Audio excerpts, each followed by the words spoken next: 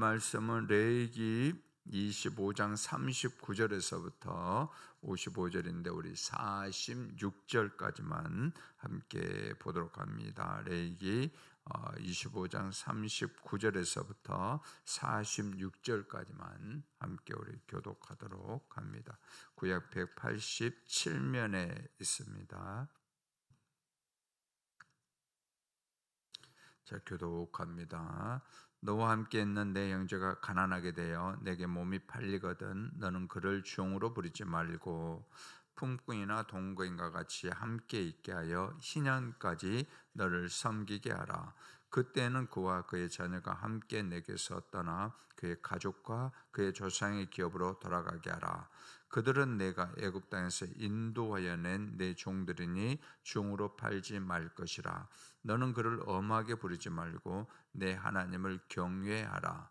내 종은 남녀를 막론하고 내 사방 이방인 중에서 취할지니 남녀 종은 일한 자 중에서 사올 것이며 또 너희 중에 거류하는 동거인들의 자녀 중에서도 내가 사올 수 있고 또 그들이 너희와 함께 있어서 너희 땅에서 가정을 이룬 자들 중에서도 그리할 수 있은즉 그들이 너희의 소유가 될지라. 너는 그들을 너희 후손에게 기업으로 주어 소유가 되게 할 것이라. 이방인 중에서는 너희가 영원한 종을 삼으려니와 너희 동족 이스라엘 자손은 너희가 피차 엄하게 부리지 말지니라. 아멘. 오늘 새벽에도 하나님께서 주시는 또 은혜와 복으로 복된 삶들이 되어주기를 주의 이름으로 축원합니다. 오늘 말씀의 제목은 노예 무르기입니다. 노예 무르기. 하나님은 이스라엘을 430년 동안 애굽에서 종살이 할 때에 그때 애굽에서 또 구해 주셨고 그래서 자유민이 되게 해 주셨습니다. 자, 자유민으로 이루어진 나라의 국민은 권리를 또 가지게 되고 또 하나는 의무를 갖게 마련인데 오늘 본문에 이스라엘 백성들이 그 종된 삶에서 나오고 이제 가나안 땅에 들어가면서 그들에게 주어지는 자유민으로서 주어지는 그 권리 의무가 무엇인지를 우리에게 보여주고 있습니다. 자, 당시 이제 사람들이 이제 포로로 잡히거나 빚을 이제 갚지 못했을 때 종이 되었습니다. 그러나 하나님은 이스라엘 같은 민족, 이스라엘 같은 동족일 때는 종으로 삼지 말고 또 동족에게 종이 되지 않는 그 권리를 갖도록 하는 그런 민족이 되게 해주었습니다. 자, 39절 40절입니다. 너와 함께 있는 내 형제가 가난하게 되어 내게 몸이 팔리거든 너는 그를 종으로 부르지 말고 품꾼이나 동거인과 같이 함께 있게 하여 희년까지 너를 섬기게 하라. 아멘. 자, 토지상환법 우리가 계속 이번 한 주간 동안 살펴봤던 희년이죠. 토지상환법인데 그 토지상환법과 오늘 이제 살펴보는 노예해방법은 그 희년제도의 핵심 노른자와 같은 그런 법안들입니다.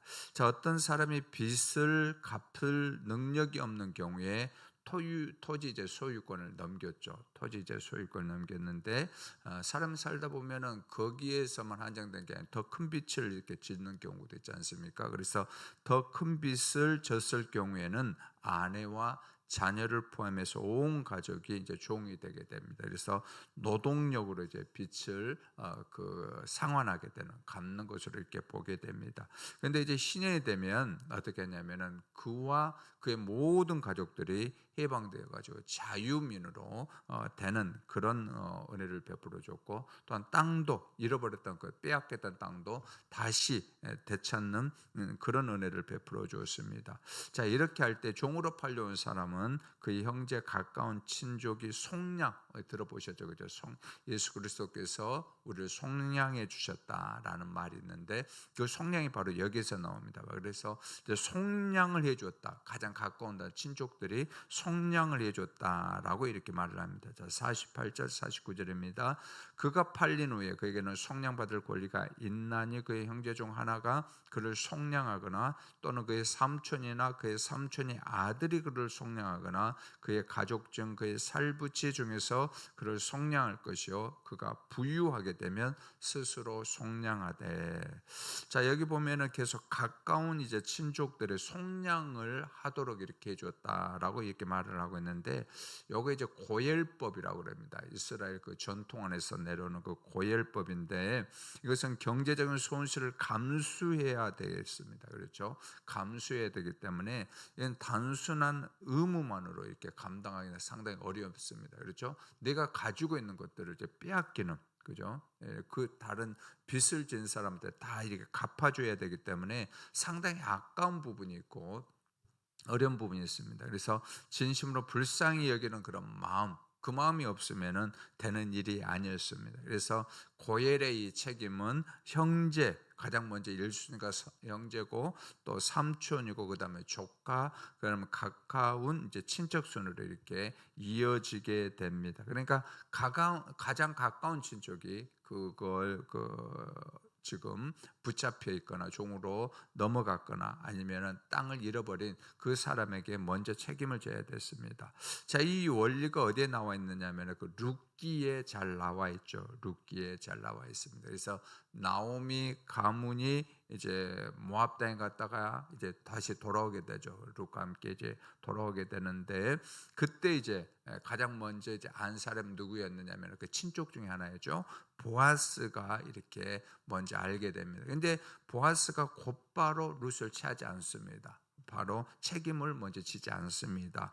그는 율법의 이제 원칙을 따라서 자신보다 더 가까운 친족이 있는지를 먼저 확인합니다. 그래서 성경에 보면 그 사람을, 그러니까 보아스보다도 더 먼저 책임을 있는 그 사람을 아무개라고 그랬죠.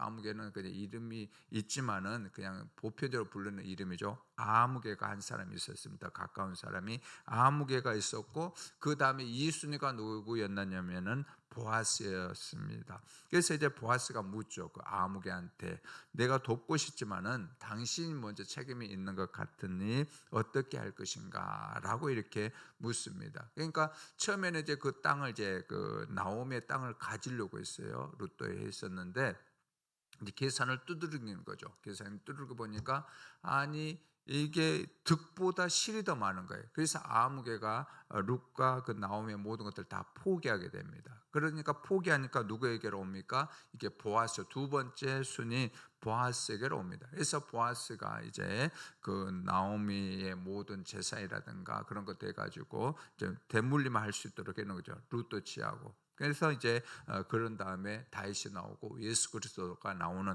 그런 이야기가 나옵니다. 바로 그 얘기를 이렇게 해주고 있습니다.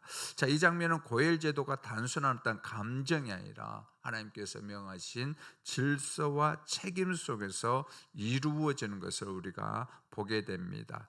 그러나 여러 가지 이유로 이렇게 속량을 하지 못한다면 그 사람은 언제까지, 희년까지 그 주인을 섬겨야 됐습니다. 희년이 되면 그와 가족이 이제 자유민의 지위를 회복하고 다음에 잃어버렸던 그 토지도 다시 한번 되찾게 되는 것입니다. 그를 종으로 샀던 사람은 그에 대한 영구적 재산권을 주장하면서 다른 사람에게 또 종으로 팔아서는 안 되는 게 같은 동족의 법이었습니다. 그리고 그를 가혹하게 부르셔도 안 됩니다. 자, 하나님께서 왜 이것을 명하셨을까요? 왜 신년에 되면은 종으로 데리고 있던 이 동족 민족도 다 돌려보내줘야 되고 또 땅도 다 보내줘야 되는가라는 것입니다. 왜 그랬을까요? 그 뭐냐면은 너희들도, 그러니까 이스라엘 백성들 너희들도 애굽에서 종되었던 사실이 있었다는 것을 기억하라라는 거죠. 너희들도 그런 상태예요. 그러니까 개구리가 올챙이 시절 모르면 안 된다라는 거죠. 그죠? 그걸 알아야 된다라는 거죠. 자, 42절 봅니다. 그들은 내가 애굽 땅에서 인도하여 낸 내 종들이니 종으로 팔지 말 것이니라. 아멘. 그 얘기를 해주고 있대. 너희들도 애굽에서 뭐라는 것입니까? 430년 동안 종이었고 내가 너희를 자유하게 해줬기 때문에 너희들도 이 사실을 잊지 말라라고 해주고 있습니다. 자, 이어서 하나님은 노예에 대한 이제 규정을 말씀하시는데, 이제 그 고대, 지금은 뭐 그런 게 없죠. 많이 없어졌는데, 이제 고대 사회에서 노예 제도가 일반적이었죠. 그렇죠. 그래서 이스라엘 내에서도 이제 두 종류로 이제 노예가 종이 갈라지게 됐죠. 동족인 경우가 있고 또한 이방인 경우가 있었습니다. 이렇게 두 가지로 갈라졌는데, 자, 이스라엘 사람들이 이방인을 만약 남종이나 여종으로 삼았을 경우에는 어떻게 했느냐라는 거죠. 거기에는 하나님 말씀하죠. 사유재산으로 여겼고 또 자녀에게도 그 이방인의 종이 있을 경우에는 상속이 되도록 이렇게 하나님께서 허용을 했습니다. 자, 그러나 이제 동족인 경우에는 또 차이가 있죠. 동족인 경우에는 우리 아까도 살펴봤던 것처럼 영구적인 노예로 삼을 수가 없었다라는 것입니다. 하나님은 자기 백성이 완전히 종의 신분에 묶여 사는 것을 결코 허락하지 않으셨습니다. 그리고 회복의 길을 열어주었습니다. 본인이 스스로 몸값을 마련하거나 아니면 아까 우리가 살펴봤던 것처럼 고엘 제도를 통해서 속량을 해주면은 얼마든지 자유를 얻을 수가 있도록 해주었습니다. 그러니까 이제 신년 제도를 통해서 이것이 이제 또 더 활발하게 또 이루어지겠는데, 이제 시간이 지나면 어떠세요? 신년이 가까우면은 그 값이 이제 줄어들게 되죠. 그러면서 완전한 속박에서 고정되지 않도록 자유를 얻도록 해 주었습니다. 자, 만약 스스로도 또 가족도 그 값을 치르지 못한데도 끝이 아니었죠. 그 소망을 가지게 해 줬다는 거죠. 그죠? 신년이 되면은 풀려날 수 있다라는 거, 모든 것을 찾을 수 있다라는 그 소망을 가지도록 해 줬다라는 것입니다. 자, 이 신년제도 또 종에 됐을 때의 무르기의 핵심은 뭐냐면은, 제도 안에서도 하나님은 사람을 단순한 소유물이 아니라 회복되어야 될 존재로 봤고, 어떤 상황에서도 다시 한번 일어설 수 있는 그 기회를 열어두셨다라는 것입니다. 주인은 노예를 돈으로 산 소유물처럼이 아니라 품삯을 받고 일하는 싹군처럼 대하고, 그러면서 그의 인격과 권리를 존중해야 되고, 그리고 가혹하게 부려서는 안 된다라는 것입니다. 신년이 오면 모든 노예는 아내와 자녀와 함께 완전한 자유를 찾도록 해 주었습니다. 자, 이런 것들이 여러분들 오늘날 우리나라에도 보면은 그 많은 외국인들이 이제 들어와 가지고 노동을 하게 되죠. 일들을 하게 되는데, 바로 이런 법들이 우리 가운데도 적용돼야 될 것으로 이렇게 보여집니다. 그런데 신년법의 참된 성취는 예수 그리스도를 통해서 완전하게 성취가 되었습니다. 예수 그리스도께서 우리를 속량하심으로 우리에게 참된 자유가 주어졌습니다. 우리는 죄에 대해서 팔려 있는 존재였지만은 예수님께서 십자가를 통해서 우리의 모든 죄값을 속량하시고 지불하심으로 우리를 사시고 자유하게 되었습니다. 그래서 하나님께 속할 때에 진정한 자유민이 된다는 것입니다. 여러분들, 우리가 자유라는 이런 얘기를 하는데, 자유라는 얘기를 할 때에 많은 어떤 그런 의미들이 포함됩니다. 또 억압에서라든가 어떤 제도권에서라든가 어떤 정치적인 그런 부분에서라든가 또 어떤 빚을 우리가 졌을 때 많은 것들을 이렇게 풀어지면 자유라고 하는데, 근데 하나님께서 말씀하시는 진정한 자유는 뭐냐면은 갈라디아에서도 나오고 있죠. 갈라디아서의 핵심 그 단어는 뭐냐면은 자유입니다. 자유. 그 자유는 뭐냐면은 바로 우리가 죄에서 속량함을 얻을 때, 그때 진짜 자유가 주어진다라고 그렇게 강조를 하고 있습니다. 그래서 이 자유를 주기 위해서 예수 그리스도께서 우리를 위해서 십자가의 지심으로 그 속량의 모든 값을 다 지불해 주셨다라는 것입니다. 그래서 예수님께서 공생애를 시작하시면서 이렇게 선포했죠. 포로된 자에게 자유를, 눈먼 자에게 다시 보게 함을, 눌린 자를 자유케 하셨다라고 이렇게 우리에게 말씀하셨습니다. 그래서 그 은혜로 우리 삶 가운데 자유가 이루어지게 되었습니다. 자, 그러므로 이 은혜를 받은 자로서 더 이상 죄에 매여 살지 않고 하나님 앞에서 의로운 삶을 선택하며 우리가 살아가야 됩니다. 이러한 삶은 우리가 진정으로 자유를 얻는 자라는 분명한 증거가 됩니다. 그래서 우리는 더 이상 억지로 끌려가는 종이 아니라 기쁨으로 하나님을 섬기는 자유인입니다. 이제 예수 그리스도 안에서 참된 자유와 안식이 우리에게 임했습니다. 이 자유를 경험한 사람은 다시 옛 삶으로 돌아갈 수가 없습니다. 그러므로 이 자유를 붙들고 날마다 주님을 따르며 살아가기를 결단하길 원합니다. 하나님께서 주신 은혜에 합당한 삶을 살아가는 우리 모두가 되어지기를 주의 이름으로 축원합니다. 사랑의 우리 아버지 하나님, 이스라엘 백성들이 신년을 통해서 모든 것에서 자유하도록 하셨듯이 이제 우리는 예수 그리스도 안에서 참된 자유와 안식을 누리게 하여 주심을 감사를 드립니다. 우리가 이 은혜를 받았으니 은혜에 합당한 삶을 살아갈 수만 있도록 도와주옵소서. 한 주간 동안도 이 자리를 또한 지킨 귀한 우리 권속들 놀라운 복과 은혜와 응답으로 함께하여 주시고 온라인으로 동참한 모든 분들에게도 동일한 은혜를 베풀어 주옵소서. 한 주간 동안 또 반주로 수고한 반주자님에게도 동일한 복과 은혜로 함께하옵소서. 믿사옵고 예수님의 이름으로 기도드리옵나이다. 아멘.